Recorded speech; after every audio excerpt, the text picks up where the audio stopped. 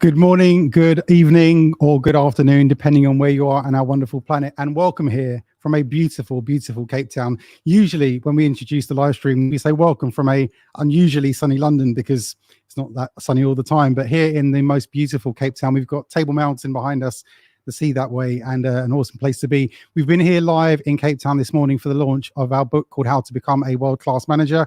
So thankfully, we had an awesome turnout for the book launch, and huge thank you to everyone who showed up this morning. And it was awesome to share some of our insights. But now our attention turns to this very important live stream. And this week we're focused on a super important topic, which is about how do we speed up learning across the organization. The one big thing that we talk about is often the world is moving faster. The expectations, certainly on the role of the manager, never seems to get any less. We're constantly on demand or under demand or over demanded in terms of our time and our resource. So the very busy modern manager is facing this constant challenge. The organization is facing this constant time challenge. And the one big question that we ask a lot is how do we speed up learning? So we're going to focus this week's live stream on how do we speed up the rate of learning across the organization. As usual, lots of facts and figures, lots of research, lots of insights from our World-Class Manager program. And let's get into it.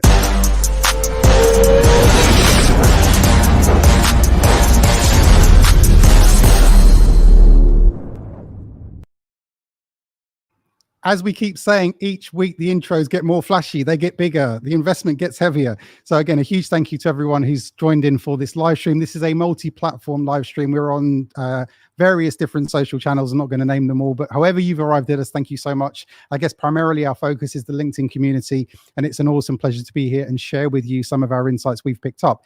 If this is the first time you've joined one of these live streams, then my name is Wayne Clark.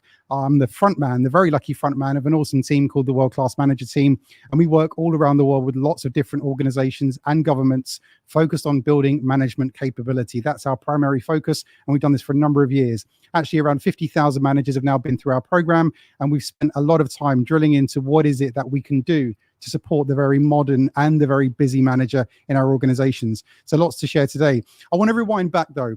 We're going to go back to a very quick story. At the beginning of my career, I get to work for an awesome organization called Arthur Andersen, or Deloitte as they became. And the lady who was my line manager, brilliant lady called Caroline Roberts. So shout out to Caroline if she's in the live stream. Not sure if she is.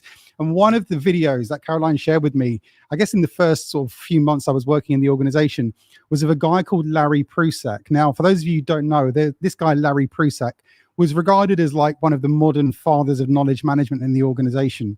He was from IBM, and I got to go and sort of see some of the stuff he was talking about, learn from some of the stuff he was talking about. And it really blew me away because what he was talking about was how do you transmit information through an organization at ever increasing speeds. Now, we're not talking here just to sort of dispel any rumors or myths. This is not about creating a new knowledge management function. Not interested in that. What we're interested though is the principle here of how do we get information through the organization as quickly as possible. I've managed to get an old clip of this guy called Larry Prusak, and God rest his soul, he passed away in 2023. So amazing guy, absolute forefather of everything we were learning in this knowledge management space, and ultimately this key strategic challenge of how do you get information through an organization. Here's a quick 20-second clip. Over to you, Larry. The only way you can gain any sustainable advantage as an organization is what you know, using what you know, and how fast you can know something new. That there's nothing else, not IT, not unless you have an irregularity in the economy, unless you have a monopoly, there isn't anything else that's sustainable. And this is true, right? I mean, this is probably 20, 25 years since he made that presentation. And I think this is probably more true today than it probably has ever been in business history. How quick we can react to the information we're learning and seeing outside the organization as well as inside the organization would stand us in great stead in order to capitalize on the skills, the strengths, and the talents of the people in the organization. The big question, though, the big how-to, which is what we like to focus on, is how do we do that in such a time-poor, very, very busy world? So a few things just to mull over. Hopefully, you'll sort of formulate a few questions which we can get into in discussion, but a few things to mull over as we get into this, and I'll share with you some of our insights and some of our data too. A couple of things. Now, you might be addressing this thinking about using the power of awesome graphics. As I said to you, as the weeks go on, the graphics just get better. You might be thinking about this from the perspective of the organization. So this might be thinking about the royal we. How do we as an organization transmit knowledge faster? How do we learn faster as an organization? That may be your primary focus.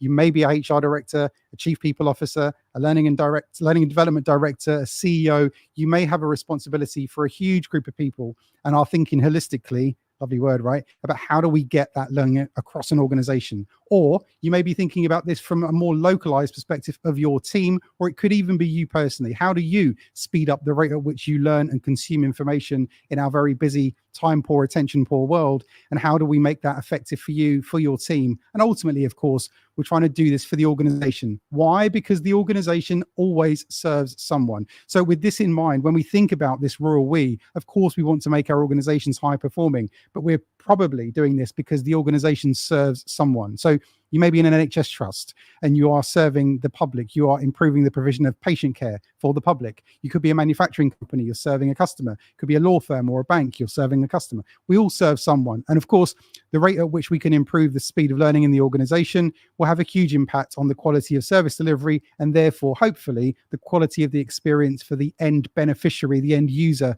the customer, the client of your organization too. And picking up on one of the quotes that Larry made, and I loved it so much, so I've tried to pull this out as a specific slide here using the power of modern graphics, which is about how fast can you know something new? If you think about what he talked about in that short clip, he asked the question, there is like nothing else. There is nothing unless you've got an irregularity in the economy, unless you're a monopoly, where you've truly got an edge because you're the only person who does that thing, which for most of us is probably not the case. Then the key here is how do we get information through the organization as quickly as possible? And he describes this question or talks about this question, which is how fast you can know something new. And of course, the idea here is how do we get the information as quickly as possible across the organization, which is one of the biggest challenges. And we're going to think about what that means also in the context of a few other things. One other thing to think about is when you think about differentiation, and I learned this as a young economist learning about micro and macroeconomics, was about differentiation. How do you differentiate your products or your services or whatever it is that your team does or organization does? And there are probably, of course, there's lots, but there are probably two key ways, and we'll simplify this. There are two key ways that we can differentiate ourselves. We can differentiate ourselves in terms of what you do. Problem is differentiating yourself on what you do is often quite difficult because, we're in the year 2024. Many innovations already exist. It's quite hard to come up with something that totally is brand new. So it's quite hard to differentiate ourselves as organizations on what we do. There are many organizations who do many similar things. However, what we can often do is we can definitely differentiate in terms of how we do it. So when we think about the service of this organization, I'm in one of the most iconic, beautiful hotels in the world here who are synonymous. They're famous for having exceptional, world-class actually, the best in the world in terms of service delivery as an organization. There are many amazing five-star hotels that you could go to in Cape Town, but this one has the most exceptional service delivery culture and differentiates itself in terms of what it does rather than in terms of how it does it, rather in terms of what it actually does, because there's many other very nice hotels. So when you think about this, can we differentiate ourselves in terms of how we do things?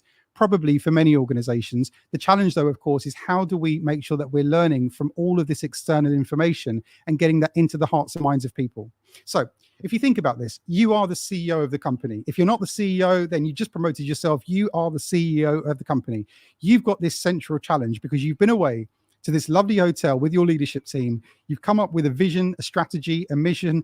As far as you're concerned, this is it. This is like the best description of the next 3 to 5 years of the organization. Makes absolute sense. In order to create that vision, you've probably taken some good external input. So you've had a good think through. What does your customer say about you? You've had a good think through in terms of what the employees are saying about you. You've had a good think through in terms of what the investors, what the stakeholders might be saying about you, how they think about you. You've had a good think about the market and where you're positioned in the market.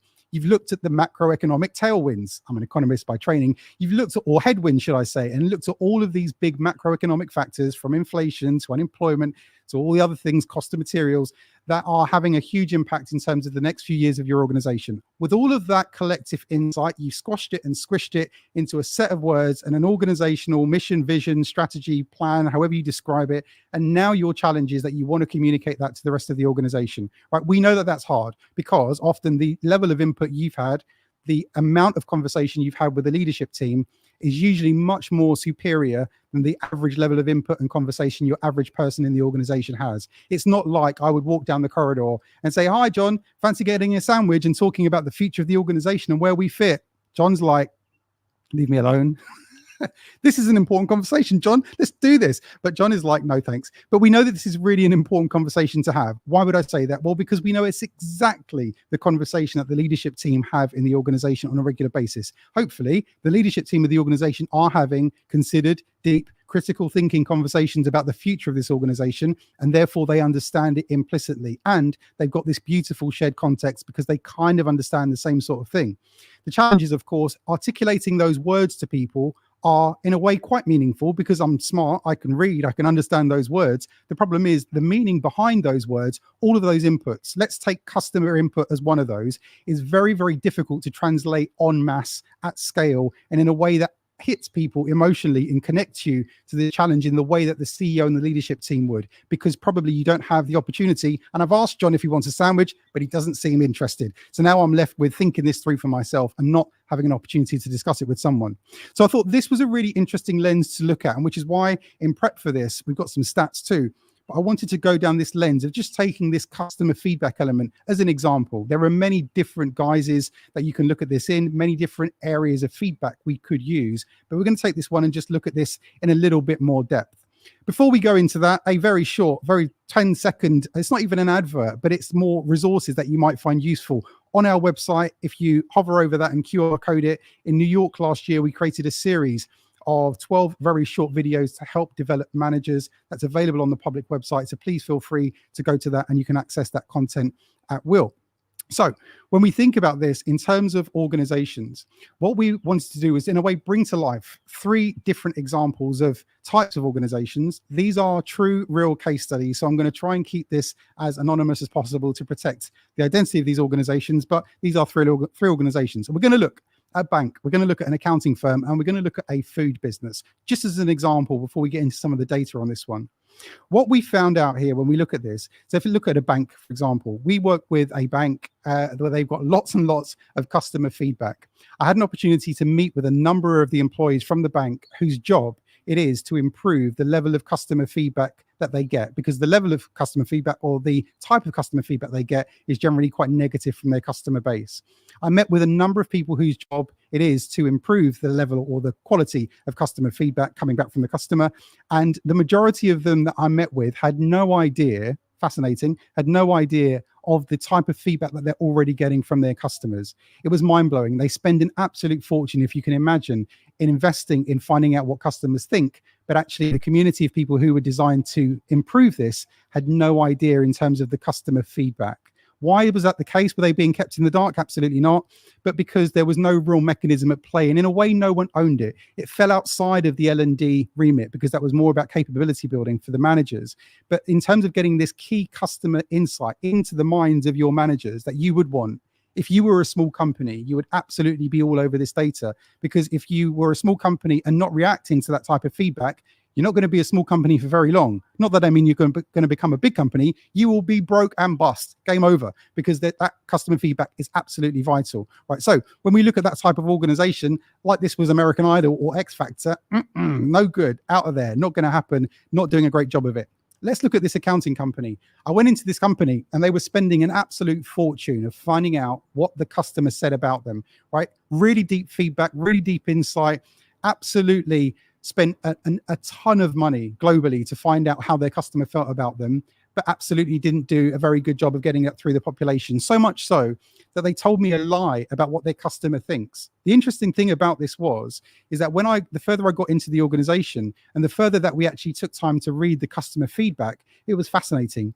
What they believed, because they told everyone this truth. The truth they told, which was not a truth, was that the customer or the client really wants them as an accounting firm to understand deeply their sector and their challenges, which makes logical sense, right? Of course, you would want the person who is there to be your advisor, your audit advisor, your accountant to understand what you kind of do, right? That's important.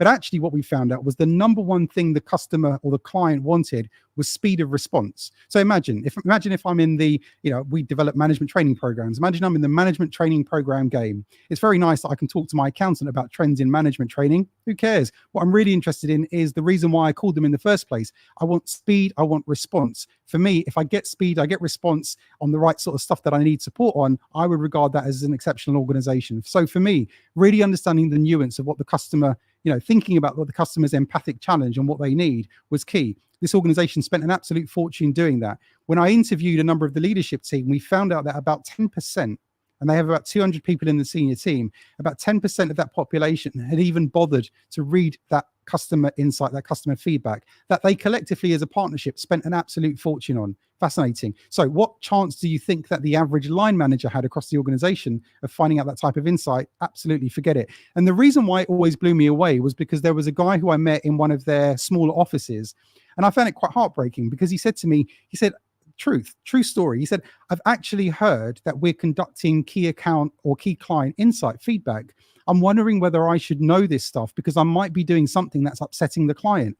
And I was sort of listening to him thinking, this is unbelievable. I've just come from a meeting where we've got a 250-page report that actually costs more than $1 million, which 10% of the partnership of the organization have read. And if only 10% have read it, I suspect you're not getting that document or getting your hands on that document anytime soon. So accounting firm, using it as an example here, when we think about this, big red X, not a great score for this. The last one though, which hopefully is going to be a green tick, which it is a food distribution company that we went into. And I think it matters not that this is a food distribution company. What we're always interested in are patterns. And of course, these are 3 exceptions, right? I'm not saying that the accountancy profession's like this. I'm not saying that the banking profession's like this. I'm using 3 very specific examples. The reason why I think this last example is a great one is because I believe the principles at play can be applied by any organization in the world. There is something beautiful about the way that they do what they do. So I go out on a food delivery round with this company, delivering to one of their franchise owners, because in many companies, if I can, I like to try and do the toughest job I can get my hands on in the organization, because I just think you get such a good feel for the culture and the types of things that we would want to improve, right? So I go out delivering stuff with them. I get back with the driver who I was set up to go out with after our shift. And as we go back into the delivery depot, we have to go through this debrief, it's like a sort of small debrief cabin. And in the debrief cabin, they're finding out information that happened on our shift. Was there any competitors challenging us? What did the customer say? What could we have improved? All of this really rich questions that they're asking.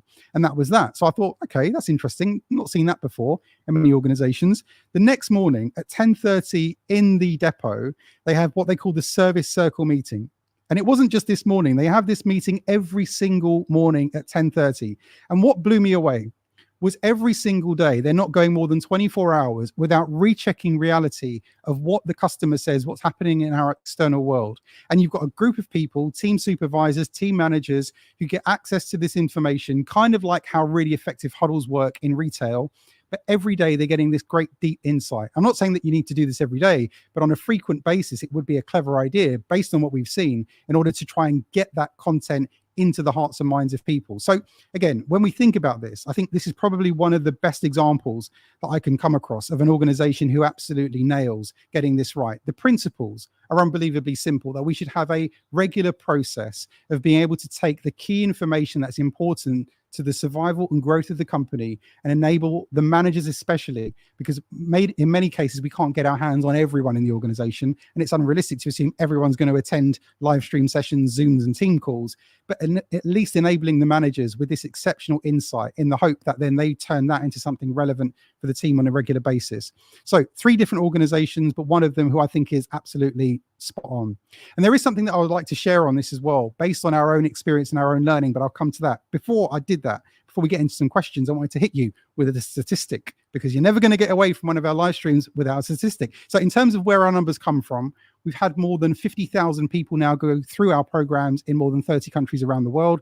If you don't know anything about it, it's called the World Class Manager Program, and we build capability of management teams kind of in governments and also in companies.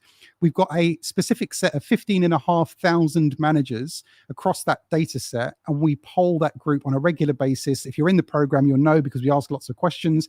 And this is mind-blowing for us because it's starting to give us some exceptional insight. And probably, I would argue, one of the biggest, most sort of current data sets on management insight all around the world. Anyway, that being said, here's a statistic using the power of modern graphics that we've got 63% of managers so that there is no personal challenge in terms of their development, or no personal development challenge. What we mean by this is 63% of the managers that we've polled say that they are essentially not under any pressure by the people who are more senior to them in terms of their personal development. They are left alone to focus on their development. We're not saying that that's a bad thing, of course. Of course, you want autonomy. Of course, you want to be able to come up with something that you believe is value adding for your career. However, if you were the CEO of the company, let's imagine this. You've got 10,000 people, let's make this quite a complex company. You've got 10,000 people, which probably means you've got in the region of between 500 to around 1,000 or more managers. Let's say 1,000 managers. If you could wave a magic wand as a CEO and get anything into the hearts and minds of that 1,000 manager population across your organization, I'm sure there's a whole bunch of stuff, but let's take this customer feedback stuff as an example. Would you make it a key component of a development program for a manager population that they truly understand on a regular basis what our customers are saying about them? I suspect you probably would.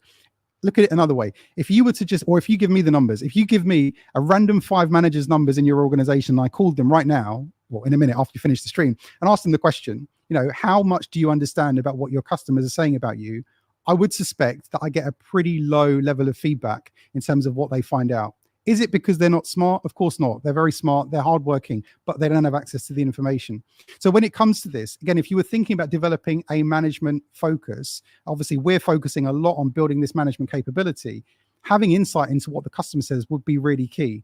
One of the other statistics, it's not included in here, I haven't got it on the slide here, but it's a killer stat, I think. And we found out, we talked about it this morning here, 81% of managers that we've polled believe that the products or services of the organization could be better. And who's listening to that type of feedback? In a way, not many people. Staff surveys ask a whole range of questions. Employee engagement surveys, colleague feedback surveys, they ask a whole bunch of questions about how we feel about the leadership, the management, the values, the remuneration, all that sort of stuff, which is very important. Often what they don't do, or there may be a verbatim comment section where people go for it and vent frustration, but often that stuff, and I can tell you because I've spent time with more than 1,000 different CEOs, that type of verbatim comment often doesn't get read and discussed by leadership teams because it's too much stuff to be able to sort of delve into.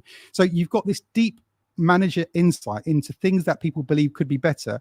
There's often no mechanism to sift through that and utilize it in a very clever way. So we come back to the statistic, 63% of the managers are not being challenged in terms of what's going into development plans. And again, if you were the CEO, I think you'd have a pretty clear picture of what you would want to be represented in those development plans as well. So as I said, I wanted to end this on sharing with you in a way our insight, what we've learned. I'm not saying it's necessarily best practice, but it's something that we've arrived on over the years. We've been at this challenge of developing management capability across 30 or more countries now for the last 8 years, quite specifically in our World Class Manager course. And there are a few key things we've learned about how to package up content and help managers to learn. Why? Because as much as I might think, if I'm a manager working in your organization, as much as I might enjoy this company, and I think what you've got to share with me is valid and interesting, I've also got a tremendous amount of attack from left and right about what people want me to understand and know, let alone all of the stuff on social media bombarding me all the time. So my attention span is challenged. Of course, we know that. Grabbing my attention as far as you're concerned and helping me to learn some of these key things is a really big challenge also. So we've learned over the last few years about how to best package things. And we've done this methodically by testing, by experimentation, and we've arrived at a formula that works quite well. This is never going to be a perfect science because we're all very, very different. But there is something I wanted to share with you that I think works very, very well. So we will take an area. Let's take, for example, something like improving time management, or as we describe it, optimizing your time. This is a huge area. The body of work in this respect, if you typed in how to optimize your time into a Google search, you're going to get 10 trillion or quintillion responses on this search. I mean, it's a ridiculous amount of content.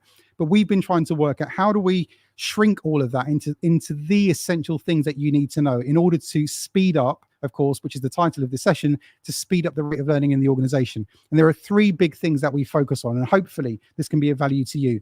The first thing that we do, and I'm looking at this in a way really biased, looking at the role of the manager. The first thing that we do is we ask this question of what's this all about? Right? Why should I bother is essentially what we're trying to get to in our thinking process. And the reason why we do this is because we act out of the very simple, maybe naive, but I think it's a simple belief that most human beings are driven by selfish interest. Not that that's a bad thing. Of course, you could work for a charity and want to do amazing things for people because you feel great. That's still a selfish interest, right? So most human beings are motivated by selfish intrinsic interest. And what we're thinking about is in this time poor world, how do we get their attention on the things that we would like their attention on, right? So first question is why bother? And to answer, what's this all about? If you're going to try and transmit information to people, I'm very, very busy. Why should I bother with this? And of course, the why should I bother is the whole idea of the what's in it for me factor, which is trying to describe for people why this might be of value. Of course, if you were going to launch a management development program, I would argue it's a good way to language it as something that will help to build the strength of the individual. It gives them a springboard for success, whether they stay internal, whether they leave and work for another company, whether they create their own company. Ultimately, this program makes you worth more. Now I'm kind of interested because I can see the personal payoff. And of course, it's going to benefit the team and it's going to benefit the organization and the people we serve. I'm in. Where do I sign up? Right. So you get my drift. When we talk about this, we're answering this question of why bother? Why should I bother? What's in this for me? First question. So what we do is when we package up content like a management time improvement program, first part of it is why should I bother doing that? Second thing that we look at is what we call in our language, the big seven. So we specify 7 specific things that you can do. So as much as I'm interested now, I love the idea of doing this. I like the idea of saving some time. How do I do it? And I want to know, I want to get pretty quickly to the how-to. I'm smart enough to get all the idea in the context. Give me the how-to. And what we do is we specify 7 things. Here are 7 tried and tested things that you can do that will work. So when we tested this, we went all the way from Wellington in New Zealand, all the way through to Vancouver in Canada, asking managers, frontline team members, CEOs, HR directors, in your opinion, what does a world-class manager do? And what are some of the practical things that we could learn? And also we observed thousands of managers in action. So the second area is what we call the big 7. How do you take this challenge of, let's say, optimizing your time, sell to the managers and explain why this is valuable to people, first point. And that might not take long. That could be 30 seconds worth. The second part of this is how do you package this up in a way that's ultra practical, given all the challenges we've got in our modern daily lives? That's point 2. And then the third point of that is like, what's next? What's immediately next? So again, we're in a world where things happen super fast and we've got a lot of demand on our time. Feels slower here, being in the lovely surroundings of Cape Town. Feels nice and slow here. But in general, I'm from London. We're all busy. We're focused on, okay, what do I do next? So what we do is we specify the 3 things that we want you to do next. First thing that we focus on is explain why bother, what's in this for me. Second thing is what we call the big 7. What are the 7 specific things that I can do to make an impact on this particular area? Third thing is what we call the 3 things, like what's next? What are you asking me to do within the next 24 hours or the next 7 days that will make an impact on improving this? For most people, this, and as we've learned over the years, this tends to be a very nice formula because it's something people can follow. It's something that gives you, in a way, immediate impact in the area of challenge you've got. So that's just looking at the area of time management. And again, I would implore you to think about in your own organizations, if you ask your question and say, what are the key bits of information? What are the key things that if I was the CEO, I could wave my magic wand and get into people's heads anything that I wanted? Let's say you've got a top 5 list of what those things are. And let's say that customer insight or employee feedback might be one of those things. Again, how do we get this information into people's hearts and minds as quickly as possible? And this is the ultimate challenge, of course, going back to what Larry Prusak said about how fast can we know something new?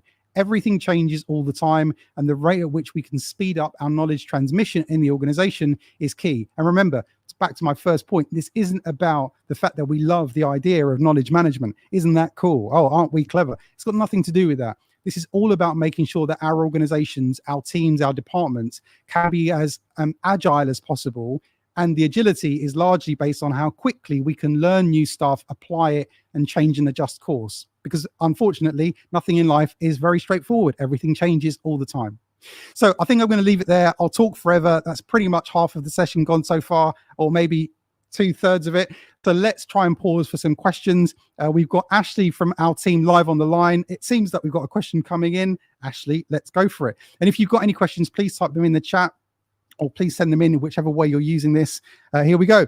Here is an old, awesome friend, a guy, not old, he's young, very, very handsome man, guy called Lauren Eden. Great session, Wayne. Thank you very much. As a solopreneur, I act as a CEO of my personal development. Keen to have your views on the concept of micro-learning to facilitate the speed of the process across the organization, please.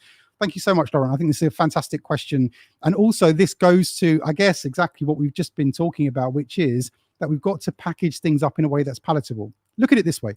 If you go onto YouTube and you see a video on YouTube and you click onto it, it looks like something that you're interested in, and it says, 25 minutes. I don't know about you, but for most people, forget it. No way. If it says like 2 minutes, 3 minutes, probably, palatable. I can take that, because this is how we're used to consuming content. So I think when we talk about micro learning, and I'm guessing when we're talking about micro, we're talking more about the sort of the length of time we're going to take. I think that's really key. And also trying to summarize things down into the key points that we need, as we discussed and explained in our Big 7 approach. So great question, Lauren. Thank you very, very much. Again, on this topic, I think this is a huge area for us. And often, because what often happens is you've got CEOs, you've got leadership team members who make up all sorts of assumptions about what people understand and what they know. Often what happens is, in our experience, most CEOs and leadership teams tend to be more excited about the vision of the organization than anyone else we meet in those companies. The reason why is because they usually created that thing. And if you think about it, there's a natural level of narcissism here, I guess, in all human beings, but things that you create, you generally think are pretty good, right? Things that you make, you're generally wed to because there's a natural emotional connection to it. And in order to come up with that thing, you've used all of your knowledge and input in order to sort of accept that reality, and you just understand it. And this is what we're talking about. If you take this key topic of the organizational vision, how do we sort of disseminate that into the key components and help me, as a very busy manager with all the demands I've got on my time, to be able to understand that as well? So this pretty much wraps up the content for this part of the session in terms of this week for speeding up learning. Next week, we are going to be here live in Riyadh, actually. We're going to be in the Kingdom of Saudi Arabia. So very much looking forward to being there. We're going to look at next week we usually try not to do these every week, but I'm on the move, so it makes sense to do it. Next week, we're going to focus quite heavily, actually, on how do we retain talent. So retaining talent is a huge challenge for every organization. The war for talent is in play kind of all around the world. So we're going to look at that in a bit more detail next week, live from Riyadh. Again, a huge thank you to everyone who registered and dialed in. And if you're watching this on the recording or on the follow-up live stream, again, a huge thank you for engaging with us. My focus and intent with all of this is to try and help you to build as much as a robust business case for change as possible. And we're trying to help you to build that based on a huge evidence set and data set of us working now with over 50,000 managers in more than 30 countries. So a huge, huge thank you for everyone being here. And we look forward to engaging with you on the future live streams. And if you are available next Monday, 6th of May, live from Riyadh. See you soon.